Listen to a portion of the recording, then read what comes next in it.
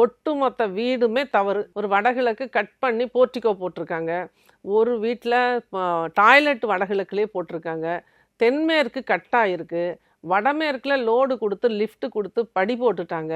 இந்த மாதிரி எந்த விஷயம் இருந்தாலுமே நிச்சயமாக அது ஒரு நாளைக்கு கரெக்ஷன் பண்ணணும். ஆனால் கட்டி ஒரு வருட காலத்துக்குள்ளே யாருக்குமே இடிக்கிறதுக்கு மனசு வராது.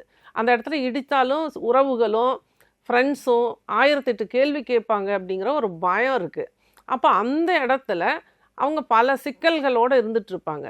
நம்ம கஷ்டப்பட்டுட்டு இருந்த நிலையிலேயே வாழ்ந்து சாகிறதுக்காக பிறந்தவர்கள் அல்ல மனிதர்கள். அந்த இடத்துல அவங்கள சிம்பிளாக கரெக்ஷன் அப்படிங்கிறது வீட்டுக்குள்ள வீடு அப்படிங்கிற ஒரு கான்செப்டில் ஒரு சிங்கிள் ரூமை நம்ம எடுத்து அதில் 16 திசைகள் எப்படி இருக்குது, அதுக்குள்ளே வுட்டில் என்னென்ன கரெக்ஷன்ஸ் பண்ணலாம், அந்த இடத்துல தூங்கும் பொழுது இந்த இருப்பியல் அந்த இடத்துல கரெக்ஷன் பண்ணும்போது இந்த இருப்பியல் அதாவது தாயின் கருவறை போல செயல்பட்டு அந்த இடத்துல நல்ல ஒரு முன்னேற்றத்தை கொடுக்குது. இது எங்களோட ஆய்வு.